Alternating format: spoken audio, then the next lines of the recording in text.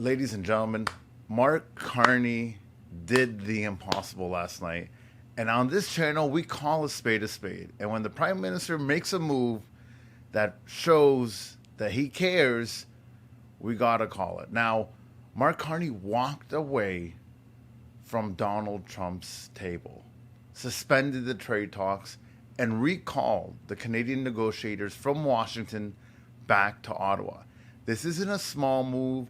This is a very, very difficult move for Canadians, for Americans. And he goes one step further and says that he's going to match Trump's 50% tariffs on $28 billion of Canadian goods, dollar for dollar. And the elbows came back up. Pierre was wondering, where were the elbows? Wabgini said America was weak, Canada should fight. Well, guys, Canada's fighting. Now, the question, of course, is, do we all have the stomach for this?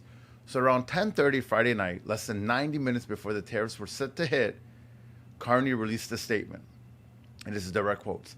Last-minute changes in the U.S. proposed terms were unfair, uneconomic, and called into question the reliability of any deal. Then this line, Canada will match those tariffs dollar for dollar to protect our workers and businesses. And at 12:01, Trump's 50% tariffs went into effect on roughly $28 billion of Canadians' goods, electronics, plastics, paper products, furniture, home appliances, cement, and hockey sticks.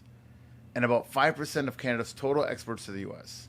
Not the biggest number in the trade war, but real jobs, real Canadian factories, and real families. Now, I want to level with you guys. This is a serious situation. The deal didn't collapse because Trump changed his mind. This time it was different. This time the deal actually collapsed because of one man, and his name is Howard Lutnick.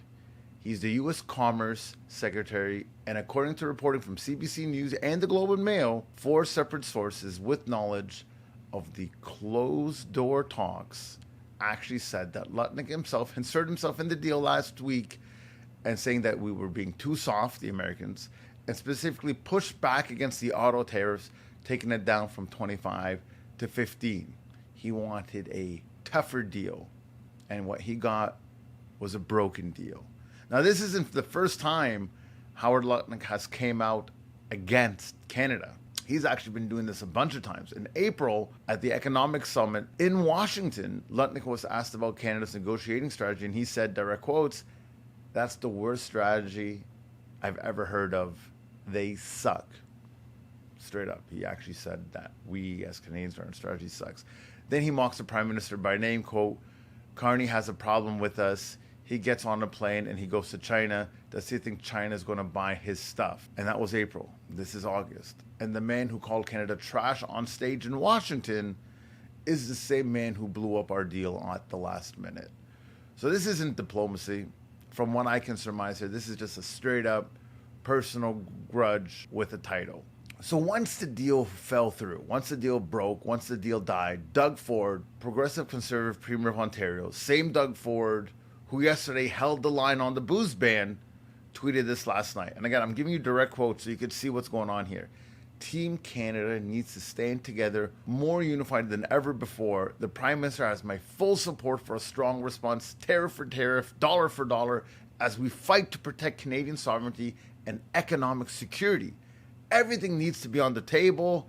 Ontario is ready to do its part. Now, this is a Conservative Premier publicly backing a Liberal Prime Minister in writing, online, for the entire world to see within 1 hour of Carney walking away. So add 4 to that list.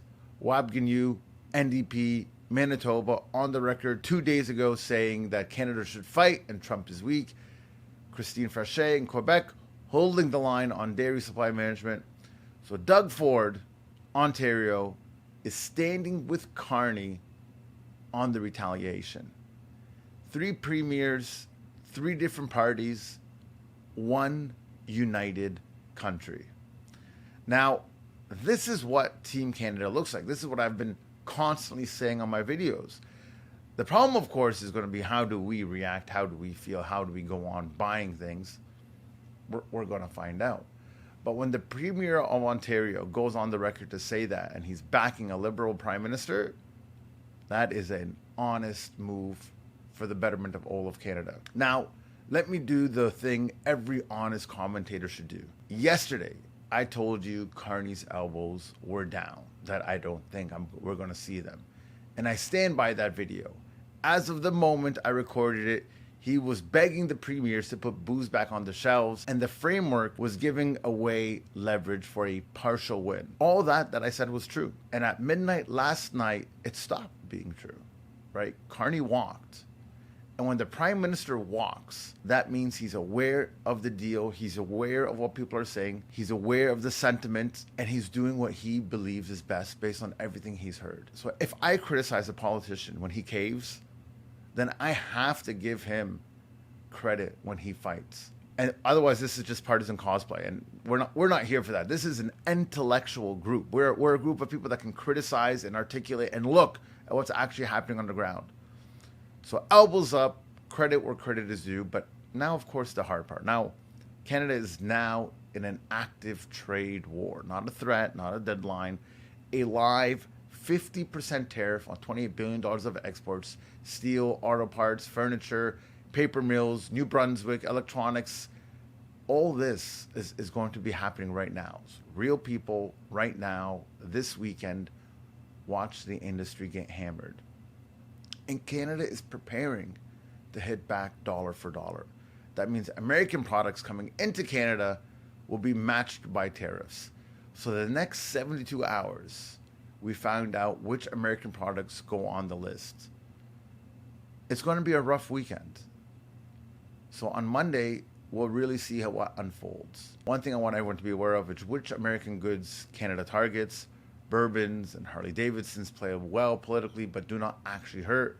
Look for machinery, agriculture equipment, consumer electronics, if Canada is serious. Number 2, whether Ford, WAB, or Frechette stay unified once the economic pain starts landing on their provinces. Political unity is easy when the pain is theoretical, right? But now your provinces are actually going to feel it. The people are actually going to feel it. The provinces are actually going to feel it. So now pain is a real thing. And lastly, what happens to Howard Lutnick's tweets and what he says? Because the man who killed this deal now has to explain to the American manufacturers, the American auto workers, their steel supply chain, why did it just get 50% more expensive? Elbows up, the deal's dead, fight is on. Ladies and gentlemen, let's see what happens on Monday. I'm Tarek Unfiltered, and we'll see you again next time.